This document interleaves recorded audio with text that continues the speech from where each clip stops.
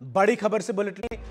Israeli बंधक और red cross की गाड़ी से ये जो बंधक है वो गजा से रवाना हुए हैं। तो ये बड़ी जानकारी इस वक्त की आपको दे रहे हैं। हमास ने 4 इजरायली बंधकों को रिहा किया है। तो ये बड़ी खबर इस वक्त की आपको बता रहे हैं। और इन बंधकों की रिहाई के बदले आपको बता दें कि इजराइल जो है वो 180 फिलिस्तीनी कैदियों को रिहा करेगा। लेकिन ये बड़ी जानकारी सामने आ रही है, जहां हमास ने 4 इजरायली बंधकों को रिहा किया है। ये बड़ी जानकारी, बड़ी अपडेट इस वक्त आपके टेलीविजन स्क्रीन पर। आपको बता दूं कि इन 4 बंधकों में ये चारों महिलाएं हैं, जिन्हें 7 अक्टूबर 2023 को हमास के आतंकियों ने अगवा कर लिया था। कादम्बिनी शर्मा हमारी सहयोगी अधिक अपडेट्स के साथ इस वक्त हमारे साथ जुड़ गई है।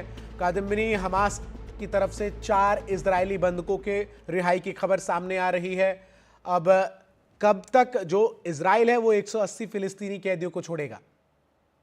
बिल्कुल, ये लगातार चल रहा है और जैसे ही रिहाई होती है साथ के साथ इन्हें छोड़ा जाता है। अभी आप जो तस्वीरें देख रहे हैं, आप देखेंगे कि जिस तरह से पहली बार हमने देखा था जब 3 इजरायली बंधक रिहा किए गए थे गाज़ा में, उस वक्त भी इतनी ही बड़ी हमास लड़ाकों की वहां पर और पैलेस्टीनियन इस्लामिक जिहाद जो है उनके लड़ाके वहां पर मौजूद थे। इसी तरह से भयानक भीड़ में इस तरह से इनकी मौजूदगी में आप देखें, लोग इन्होंने अपने मुंह कवर कर रखे हैं। वहां पर एक बिल्कुल ऊपर से मास्क पहन रखा है और बड़ी संख्या में वहां पर मौजूद है। इस मौजूदगी में रेड क्रॉस के जरिए ये बंधक जो हैं वहां पर छोड़े गए हैं। इन चारों महिलाओं को, महिला बंधक हैं, 19-20 साल की हैं। पहली बार ये कंपलसरी ट्रेनिंग जो होता है वहां पर, जी। कंपलसरी मिलिट्री सर्विस जो होता है, उसके लिए वो इजराइल में काम कर रही थी और 7 अक्टूबर को इनको भी किडनैप किया गया था। 7 महिला सैनिकों में से 4 ये हैं जिन्हें आज छोड़ा गया है। वहां पर हेलीकॉप्टर्स तैयार हैं। रेड क्रॉस जैसे ही वहां पर क्रॉस करेगा गाजा का इलाका, उनको हेलीकॉप्टर से लेकर सीधा इजराइल आया जाएगा। वहां पर आईडीएफ ने भी कुछ तस्वीरें जारी की हैं। उनके वहां पर पहुंचने पर उनकी मेडिकल जांच होगी। उनका परिवार उनसे मिलने के लिए इंतजार कर रहा है। और ये भी आपको बता दूं कि तेल अवीव में एक हॉस्टेजेस स्क्वायर है, वहां पर बेसब्री से लोग जो हैं वो इंतजार कर रहे हैं। लीरी अलबाग, दानियला गिलबोआ, करीना आरिफ और नामा लेवी का, ये 4 जो महिला सैनिक हैं उनका इंतजार हो रहा है। लेकिन कुल मिलाकर इस पहले दौर में, पहले चरण में, 3 चरणों में होना है ये हॉस्टेजेस रिलीज और प्रिजनर एक्सचेंज। तो इसमें अभी 33 जो हॉस्टेजेस हैं वो पहले चरण में रिलीज किए जा रहे हैं। 3 पहले दौर में रिलीज किए गए, 4 अभी रिलीज किए जा रहे हैं और अभी आने वाले वक्त में 33 रिलीज किए जाएंगे। जी। कुल मिलाकर इजराइल का मानना है कि 91 वहां पर हॉस्टेजेस हैं, जिनमें से 51 जिंदा हो सकते हैं। इसमें एक और बड़ा सवाल है, चूंकि ये जो पूरा सीज फायर है ये 19 जनवरी से 1 मार्च तक चलेगा। ये अवधि है जिस दौरान इजराइल जो है वो फिलिस्तीनी कैदियों को छोड़ेगा। जो समझौता है उसके तहत एक बंधक के बदले में 33 जो फिलिस्तीनी नागरिक हैं जिन जो इजराइल के कब्जे में हैं उन्हें छोड़ना है, जाना है।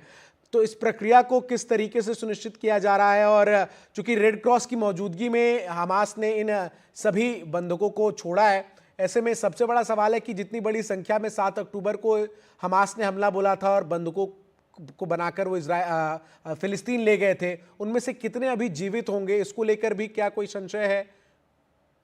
देखिए, काफी वक्त तक ये इनडायरेक्ट एक निगोशिएशन चला था इजराइल और हमास के बीच में, क्योंकि दोनों तरफ के जो प्रतिनिधि हैं आमने सामने नहीं बैठे थे। इसमें कतर शामिल था, जी। इसमें अमेरिका शामिल था और उन्होंने जो एक लंबे गैप के बाद और डोनाल्ड ट्रंप के आने के बाद, एक दबाव के बाद जो माने हैं, तो ये एक फॉर्मूला बना है। बहुत ज्यादा इसको अलग नहीं माना जाता है पहले के फॉर्मूले से, लेकिन 3 चरणों में होना है। तो पहले चरण में अभी ये हॉस्टेजेस एक्सचेंज और कैदी जो उनके छोड़े जाने वो हो रहा है।